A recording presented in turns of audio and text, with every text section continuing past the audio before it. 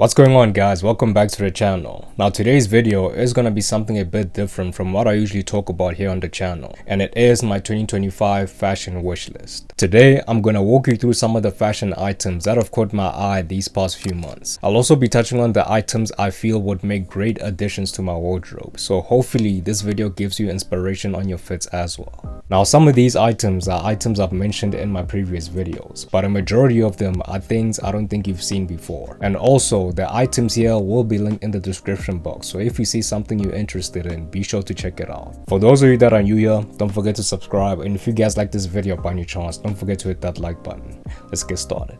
First, let's have a look at some shoes. Now when it comes to footwear, one shoe that has definitely managed to stand out for me are the Paraboot Michaels. I have to admit though, this isn't exactly the type of shoe I'd normally go for, but looking at how my style is growing and the direction it's actually taking, I think this particular pair of shoes would make a great addition to my wardrobe. This is a shoe you can find in a lot of different colors and textures. My favorite pair are actually the ones that come in this cow fur finish. I'm not gonna lie, this shoe on its own is a very bold statement piece, and I think whoever made it had a very interesting take on the material and the colorway of this shoe. They are definitely something that would take me out of my comfort zone for sure. But as much as I like this shoe, I personally don't think I'd get it, at least not now. And the reason I say this is because cow fur is currently a trend right now, and I normally prefer for the trend to die down a bit before actually getting it. So if I were to pick which ones to go for currently, I'd definitely pick one of the black leather pairs. They are way more versatile, meaning I'd be able to style them up or down very easily. And since the leather quality is also high, I'd definitely get more wears out of them as well. And in terms of boots, a pair I've actually been gravitating towards are the hiking style boots from DMA. Now these have been extremely popular across social media, especially knowing that they are functional beyond just looks and aesthetic.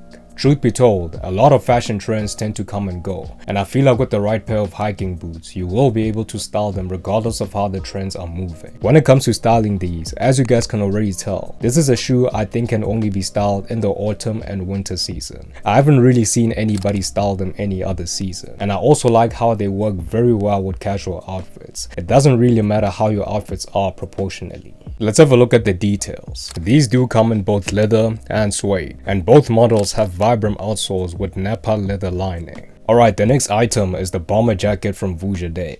This jacket, in my opinion, is by far one of the best fitting jackets currently. I also think the padding on it is outstanding, honestly. As you guys can see, the jacket is designed to have a very cropped voluminous silhouette, and that's mainly due to the exaggerated use of dots. Now one of the main reasons I've been searching for a bomber jacket is because bomber jackets can easily be styled. They're timeless and they go with almost anything. The colors I've been looking to get have mostly been neutrals, so colors like your gray, your black, your brown, and your navy, which is why I feel like this one would be perfect for my wardrobe. In terms of sizing, this jacket does look like it's designed to be form-fitting, which means if I were to pick it up, I'd definitely get it in a size large or medium, just so that I have some room in case I want to layer. Lacoste recently had a collaboration with the French brand MCR, and to be honest, they released some pretty decent pieces in my opinion. Now these items mostly consist of a few shirts, some footwear, and a nice tracksuit. But out of all of these pieces, one item I can say actually made it to my wish list is their leather jacket.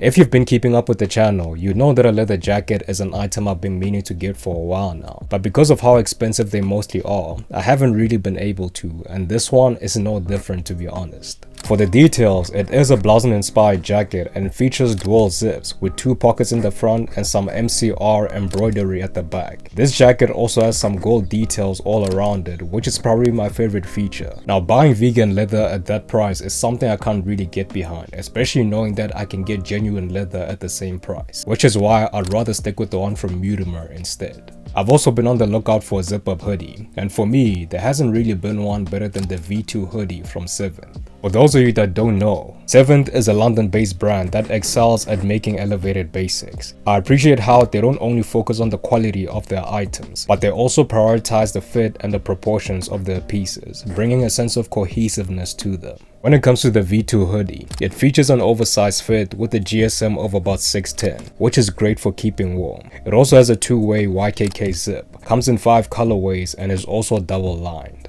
The only problem I can say I have with it is the price and the fact that it's dry clean only. Paying that much for a hoodie is a bit too much at the moment, especially knowing that it's a high maintenance hoodie as well. The next item on the list is the croissant bag from Lemay. Now in terms of accessories, the only item I can say I need and have been needing for a while now is a good bag. Just something to put my daily essentials in, and I feel like this bag would be the perfect bag for that. It does have a very fashion forward look, which is actually one of the reasons why I like it so much. As you can see, the shape of it is inspired by a croissant pastry and is also made of grain leather, meaning it will essentially stand the test of time. Another thing I like about this bag is the variety of options you can pick from the colorways down to the sizing.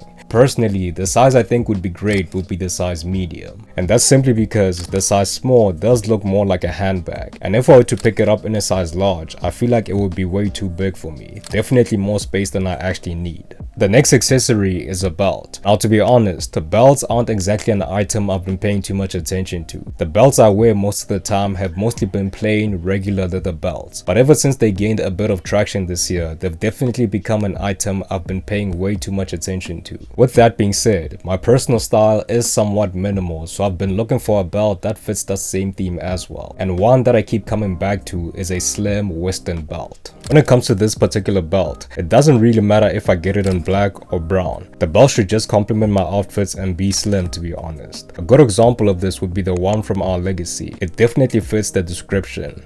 It has a very slim, minimal design and would make a great detail to add to the outfit. Now in terms of headwear, I haven't really been that invested in it, to be honest, but I've definitely been appreciating skull caps more than your traditional beanies. Obviously, the most popular skull cap on the internet right now is the one from the ALD and Porsche collab. This is probably my favorite piece of headwear on the market currently. It comes in a total of 2 colorways, which are black and red, and has the embroidered Porsche logo around the brim. Definitely an item I'd style for sure. Now these skull caps do go for a hefty price, and if you aren't looking to pay that much, then I'd recommend you go for the one from Arc'teryx instead. The quality is also great and you can find it for half the price as well. And when it comes to pants, I recently did upload a video on some of the best pants to own currently, so be sure to check it out. But anyway guys, that is basically it from me today. Let me know your thoughts on today's video and what items you guys liked from the list. But as always, I really hope you guys liked today's video and found it informative. If you did, don't forget to like, comment and subscribe.